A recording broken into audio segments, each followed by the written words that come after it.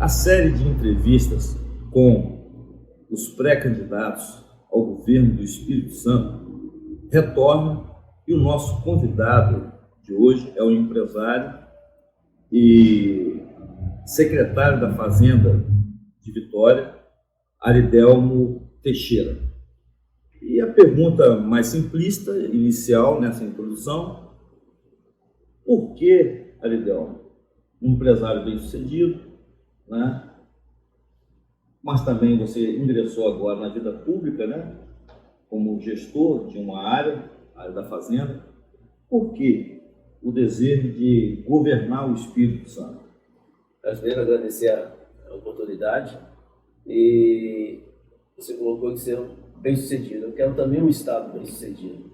Na minha concepção, um Estado bem-sucedido é aquele que tem menor desigualdade, as pessoas não passam fome, não ficam na fila de hospital para exame de vista, porque o caixa do governo esburrando e as pessoas na fila esperando exame de vista. Isso não é uma cidade justa, isso não é um Estado justo. Então eu quero para o meu Estado o mesmo sucesso empresarialmente e pessoalmente eu atingi na minha vida. Eu acho que com isso, com dedicação, com trabalho, com bons planos, é possível levar esse sucesso para todos. Essa é a minha missão. Eu posso deduzir que o governo vigente é um governo aquém da média? Eu dizia que é um governo analógico numa era digital. E projetos velhos, práticas velhas, e num tempo que o mundo, né, eu tenho que dizer assim, o mundo está andando de trem-bala e o Espírito Santo ainda está na velocidade da Vitória Minas. Perfeito. A metáfora é boa, a linguagem figurativa. No caso, como você, como gestor de pessoas, eu li uma entrevista, inclusive você criticando a educação de outrora, acho que de Vitória. Sim.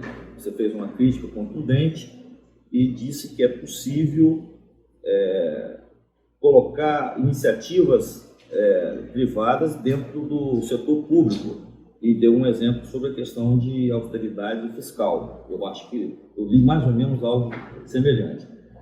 Como conciliar o desenvolvimento social, né, com a austeridade fiscal? Tem como fazer as duas coisas? Olhar para as pessoas, né, e ao mesmo tempo você olhar tecnicamente, friamente, para manter as contas em dia. Eu diria que, na realidade, para você poder olhar para as pessoas, você tem que estar com as contas em dia. Não adianta nada você ver as pessoas com necessidade se você não tem como socorrer. E como é que o Estado pode socorrer as pessoas? Quando ele cuida bem das finanças. O que eu digo cuidar bem das finanças? É você não jogar dinheiro fora, okay? Não empregar os amigos nos cargos relevantes, e sim as pessoas técnicas preparadas, okay? Não empregar parente em empresas estatais. Okay? Para quê? Botar os técnicos para que eles façam que aquele recurso chegue a todos os cidadãos, não só o seu grupo político. Então, é nesse sentido, para que você possa, por exemplo, acabar com a fila de espera de exames especializados. Você precisa de dinheiro. Mas o dinheiro não está no lugar? Tá. Aí precisa da vontade política de fazê-lo. Aí você precisa ter um plano audacioso de colocar a nossa população na prioridade para que ela alcance os benefícios da era moderna que nós vivemos. Não tem como você pensar num país, num estado, numa cidade desenvolvida se você não cuida das suas crianças, dos seus jovens, com educação de qualidade. O que é educação de qualidade? Um jovem que termina o 9º ano, ele tem que estar fluente na língua dele, ele tem que conhecer todos os elementos básicos da matemática, ou seja, ele tem que estar alfabetizado nos 2 idiomas. Você pega, já é assustador, você pega o dado do 9º ano, 11% dos jovens conseguem fazer as operações básicas. Se chega no 3º ano do ensino fundamental, 9% consegue diferenciar um triângulo de um quadrado. Okay? Quando você está entrando numa sociedade moderna, que é uma sociedade com base em código, programação, as crianças nascem assim hoje já. Só que elas chegam num ambiente escolar defasado, isso vai empurrando ela para fora da escola, porque ela não vê o mundo real dela naquele espaço. Né? Não raro, A criança de hoje é que ensina o professor como mexer, é que ensina o pai como mexer na TV, no computador, ou o avô. Então, assim, houve uma mudança de inversão de valores. Então, é de conhecimento. Então, gerou um hiato, né? Eu digo assim, nós estamos vivendo dois mundos. E esse mundo precisa de um gestor que consiga conciliar os dois. Aproveitar o conhecimento gerado aqui pelos aqueles mais vividos com essa nova geração que está sendo bombardeada de nova tecnologia. Então, o ensino ele tem que se adaptar para isso. Aí eu te pergunto, qual política que você viu de um Estado treinando os seus professores para essa nova realidade? É 0% dos nossos adolescentes e jovens estão sendo guiados pelo governo do Estado via educação pública. Se ele não faz isso, o que ele está dizendo? Ele está condenando esses 85% ao submundo, ao subemprego. Porque a tecnologia que vem, isso a gente não pode permitir. Isso que eu digo, governo analógico. Ele continua no modelo analógico, leva o modelo analógico para dentro das escolas. Então o que ele está fazendo? Ele está limitando os nossos jovens a novos cenários. Para a gente entrar na parte mesmo política, se você tivesse de dizer uma bandeira, ou a bandeira da sua campanha, qual seria o slogan, qual seria essa bandeira específica? Eu acredito que muito no emprego, formação de emprego. Esse tem que ser o núcleo. Então hoje você tem diversos empregos à disposição e do lado de cá, diversas pessoas procurando emprego. Só que tem um hiato esses dois aqui, que é o conhecimento. Então, a política pública mais relevante hoje é como aproximar esse grupo de pessoas que querem trabalhar, têm disposição, têm força de trabalho, mas estão fora do mercado de trabalho porque o mercado tem vagas que não conversam, elas não foram capacitadas para fazer isso. Então, a principal política do governo é capacitar esse grupo para que eles consigam o quê? Bons empregos. Então, olha que dilema. Você tem emprego sobrando de um lado. Exatamente. Você tem emprego sobrando de um lado, as empresas reclamando que não conseguem preencher, e do lado de cá, 14 milhões de desempregados. Opa, se você não tiver um programa claro de emprego, que é com base em capacitação, vai só aumentar. Dá um exemplo prático do que você pensou que pode e que deve ser feito para isso acontecer. Você concorda que as empresas aqui estão precisando? Sim, concordo. Você concorda que ela tem o currículo que ela precisa? Sim. Vai lá e pega esse currículo e vê se no ensino médio ele está lá. Vê se as pessoas que já estão desempregadas, se está sendo ofertada esses cursos para elas. Entendi. O Estado não está proporcionando o resgate. Isso.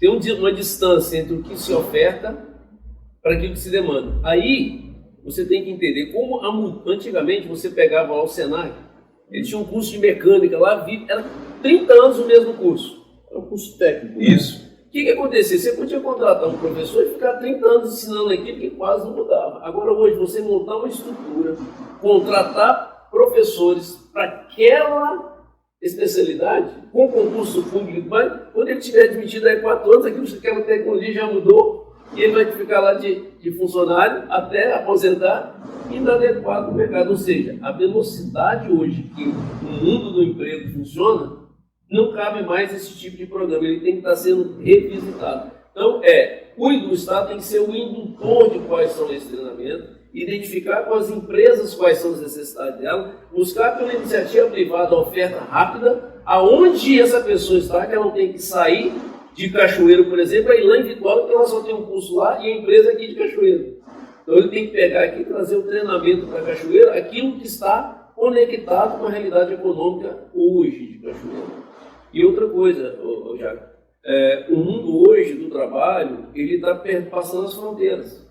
Hoje é possível você trabalhar em Cachoeira com uma empresa de Taiwan. Mas só que ele tem que estar conectado com as necessidades globais. Sim. Então, antigamente, o cara para arranjar um bom emprego na área de programação tinha que sair de Cachoeira e para algum outro lugar. Hoje não precisa. Ele pode transformar o quarto dele numa mesa de escritório e dali prestar serviço para o mundo inteiro. Opa, então, observe. Tem que acompanhar o futuro, a tecnologia. Exatamente. A necessidade. O Estado ele tem que estar o quê? Induzindo. Okay? E hoje o Estado, nessa área de mercado de trabalho, ele não tem mais capacidade de acompanhar na velocidade que as modernidades chegam. Então, Então ele tem que estar muito antenado com quem? Com as empresas e com as escolas. Então esses dois elementos, trazendo o que é novo, né? Essa nova EDB permite exatamente isso. Os caminhos que ela traz, um deles é justamente mercado, ligação com o mercado. É que você possa trazer aquilo que muda todo dia. O Estado não tem mais como contratar, botar aquele serviço à disposição, que rapidamente ele vai ficar obsoleto e você vai ter que contratar de novo.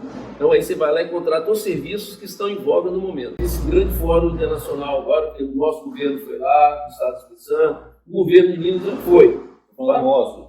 O nosso governo do Estado, né? Nosso que eu sou capixaba, né? O governo do nosso Estado foi, o governo de Minas foi. Você viu lá quantos bilhões de investimentos reais Minas trouxe do evento? Quanto nós trouxemos de evento real? 0. Sabe com quantos Minas foi lá no evento? 5 pessoas, é nossa. Eu confesso que... Caminhão de gente. Ok? Então, ou seja, já aprendemos... Depende do propósito, né? Então, ou seja, como o que está faltando no nosso povo hoje para melhorar as condições de vida é emprego. Esse é o grande momento hoje. É o grande problema nosso. Tem uma fórmula de compensação para haver equilíbrio regional, né, para não ficar desequilibrado, porque o Fundap saiu, tinha também uma outra, se não me engano, Furnes, alguns, e o Bandes não cumpre, na minha opinião, o seu papel. Então, o Sul, né, Cachoeiro, o Sul está muito sofrido. Como fazer para equilibrar? Olha que legal. Sazonal. Olha que legal. Assumimos a prefeitura de Vitória, eu como secretário de Fazenda, com um problema similar. As nossas pesquisas lá indicam que a cidade se via como duas. Um lado tinha tudo e o outro lado tinha nada. Nós estamos com um ano fazendo o quê? Investindo pesado naquela que ficou defasada. Para manter... Não, para recuperar as condições. Vou te dar um exemplo simples. O lado de cá, quase ninguém tem escritura. O lado de cá, todo mundo tem escritura.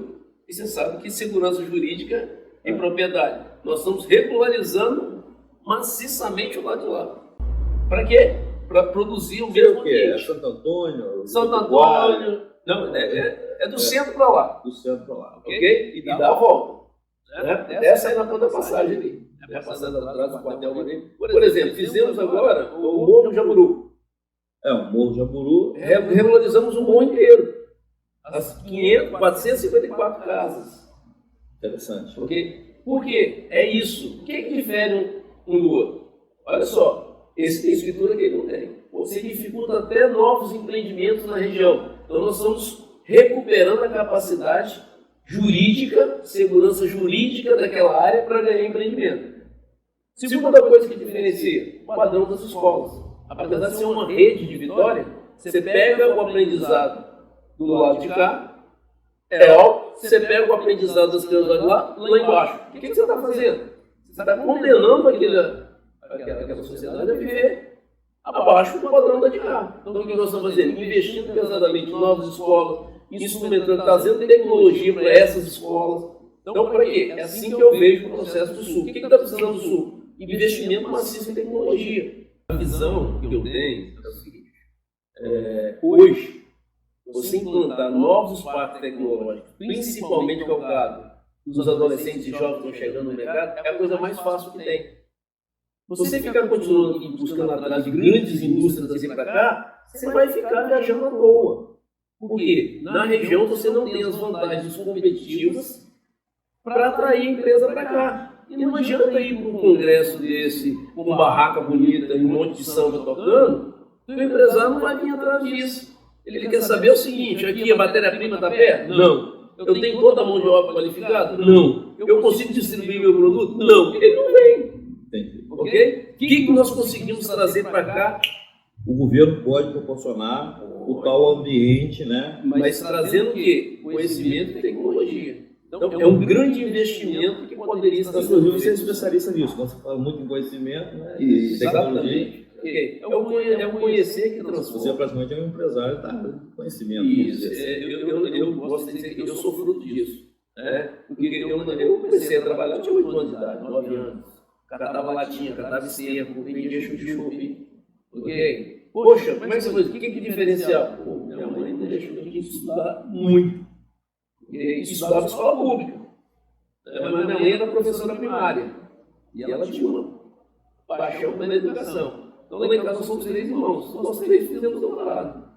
Okay? Mesmo tendo, por isso que eu acredito muito que a dona Maria lá que tem 2 filhos, se a gente investir na educação para o filho dela, ele vai transformar. Ela vai conseguir. Ela vai conseguir. Okay? Então, assim, para transformar só tem um trampolim. É a educação. O prefeito Pasolini é um bom gestor? É um bom líder. Você fugiu do gestor por quê? Não, porque a função do prefeito é liderar. Então ele tem que trazer bons gestores, no mínimo, com ele. E uma liderança ruim não traz bons gestores. Você fala, o secretariado dele é ruim, porque o líder é ruim. Mas o secretariado dele é bom? O secretariado dele é bom. Muito bom. Tirando você, obviamente. Né? Você não pode querer. Mas ele é um bom líder. Ele é um bom líder. Um bom líder. Você estava no Partido Novo. Sim. Antes era o PTB. Sim. Saiu do PTB depois que o Manata entrou? Não. Na realidade, sim. A minha entrada no PTB não foi uma coisa planejada. Foi No PTB ou no PTB? Lá atrás. Porque quando você fala em Aridelmo, a pessoa ainda vai lembrar do PTB. Isso aí. Então, 2018, o Novo não teve candidato ao governador. O partido estava novo, surgindo, tal. E aí eu estava participando do processo. O que mais me levou, sabe o que foi? Porque a proposta do quem vinha de governo, você fala, olha, é acabar com a escola livre. E assim, era uma falta de visão muito grande. Pegar um projeto daquele e jogar fora. Joga só porque foi o outro que fez. É uma estupidez. Entendi. Então assim, o que me tirou da minha... Você tem uma ideia? Em 2018 nem Facebook, Instagram, não tinha nada. E eu falei assim, eu não posso ficar calado. Porque só vai ter uma pessoa que vai falar sobre isso. Tem que ser eu. Aí foi por isso que o PTB tinha vaga e se disponibilizou a que eu assumisse a candidatura. Em política, tem alguns ingredientes que nunca faltam. Traição, mentira, tem muito mais que isso, minha mente travou, mas é incontável, né? Nesse caso, de simulação, e quando se antecipa demais o processo, como está antecipado, né? A pessoa pode pensar e o que você tirasse da cabeça dela, se possível. O Aridelmo está se lançando, mas é um ensaio para poder fazer um acordo lá na frente. Como que isso acontece? Né? Sim. Fazer um acordo lá na frente, ser vice de alguém, participar do governo de alguém, ou vamos entrar para ver o que vai dar. O Aridelmo estaria mais ou menos assim, ou é completamente diferente? Completamente diferente. O novo. Por que eu estou no novo hoje? Porque ele é totalmente diferente. Mas você pode dizer que, assim, Jackson, de hoje até a convenção e até a eleição você vai me ver presente, ou tem alguma coisa que pode te demover. Por exemplo, você teve cerca de 4%, 3,% nas últimas eleições para governador. Então, a pesquisa, essas coisas, pode te demover, por exemplo, não consegui encorpar, não consegui. Muito bom saber, porque é o seguinte, na minha forma de ver, o que o Estado precisa de um bom projeto? Esse projeto tem que ser o Aridelmo? Não. O Aridelmo está com a disposição de fazer. Eu estou construindo um projeto, estou colocando à disposição da sociedade.